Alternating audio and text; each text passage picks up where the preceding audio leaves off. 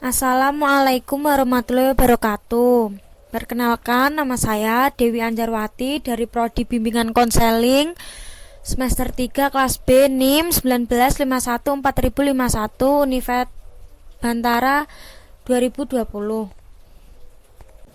Di sini saya akan menjelaskan tentang kepribadian dalam konteks hubungan interpersonal, kebudayaan, dan perkembangan di sepanjang rentang kehidupan. Di sini terdiri dari 7 bagian. Yang pertama, hubungan interpersonal. Terbagi menjadi 3. Yang pertama, sensitivitas terhadap penolakan. Kedua, fokus panas dan dingin. Dan ketiga, pemindahan dalam hubungan interpersonal. Yang kedua, strategi untuk memenuhi tantangan akademis dan sosial. Dan yang ketiga, konsistensi kepribadian dalam konteks. Yang keempat, perkembangan kepribadian dalam konteks sosioekonomi. Dan yang keenam, orang dalam budaya terdiri dari 2 strategi pemikiran mengenai kepribadian dan kebudayaan. Yang kedua, strategi 1 kepribadian dan kebudayaan. Dan strategi yang kedua, kepribadian dan diri sebagai pembentuk sosial dalam kebudayaan. Dan yang keenam adalah proses kepribadian dan perubahan sosial. Terdiri dari media pemodelan perilaku profesional, kedua melek huruf, ketiga pencegahan HIV atau AIDS, dan yang ketujuh fungsi kepribadian sepanjang rentang kehidupan yang terdiri dari kehidupan emosional pada tahap dewasa lanjut, kedua selektivitas sosioemosional, dan ketiga ketahanan psikologis di waktu kemudian. Baik, yang pertama, hubungan interpersonal merupakan hubungan yaitu adalah jalan 2 arah. Terdapat 2 orang yang saling mempengaruhi peran faktor kepribadian. Oleh karena itu harus dipertimbangkan dari setiap 2 arah. Baik, sensitivitas terhadap penolakan. Orang yang ada dalam percakapan yang putus hubungan dengan memperlihatkan gaya kepribadian dalam suatu konteks yang disebut dengan sensitivitas terhadap penolakan atau rejection sensitivity yang diteliti oleh Geraldine Downey dan kawan-kawan seperti Downey Feldman pada tahun 1996. Lalu yang kedua, fokus panas dan dingin. Ini menggali strategi kognitif melibatkan atensi. Aiduk, Michel, dan Downey tahun 2002 telah menggali pengaruh dari fokus perhatian panas versus dingin atau hot versus cool attentional focus. Oke, yang ketiga, pemindahan dalam hubungan. Pengalaman sikap yang ditunjukkan kepada analisis ini berdasarkan sikap kepada figur tertentu disebut dengan pemindahan. Penelitian eksperimental kontemporer ini diteliti oleh Anderson dan Chen tahun 2002. Baik, yang kedua, strategi untuk memenuhi tantangan akademis dan sosial. Yang pertama, strategi optimis dan pesimis defensif.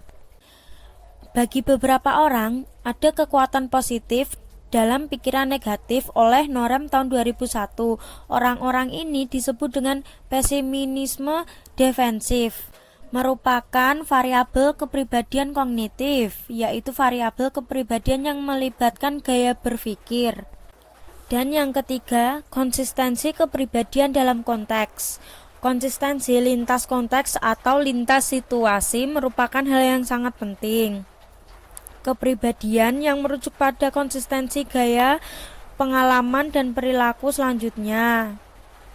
Orang yang dapat memegang keyakinan tentang kualitas pribadi yang mempengaruhi arti dari situasi yang mereka alami. Dan yang keempat, perkembangan kepribadian dalam konteks ekonomi.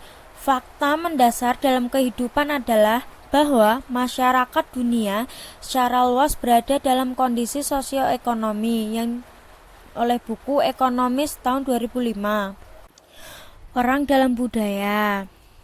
Manusia tanpa budaya tidak akan menjadi orang liar yang pintar.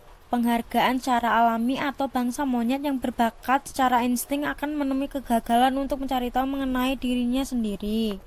Ini memiliki 2 strategi pemikiran mengenai kepribadian yang kebudayaan. Yang pertama, strategi 1, kepribadian dan kebudayaan.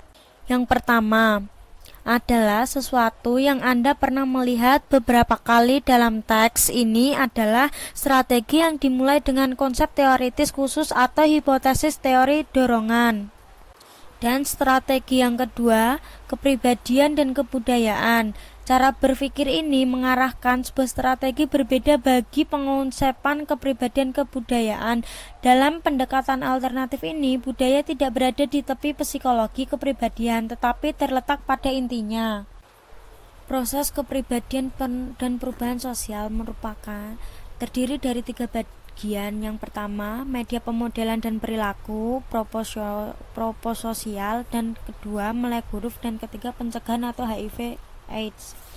Dan yang ketujuh adalah fungsi kepribadian sepanjang rentang kehidupan, terdiri dari kehidupan emosional pada tahap dewasa lanjut, selektivitas sosioemosional, dan ketahanan psikologis.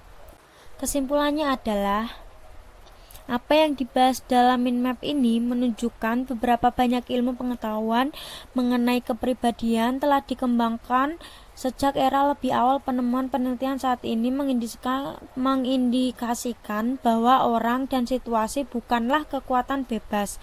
Malahan orang dan konteks berinteraksi secara dinamis, mereka saling melengkapi. Menurut Schroeder dan Sullivan tahun 1990 dan halaman 393.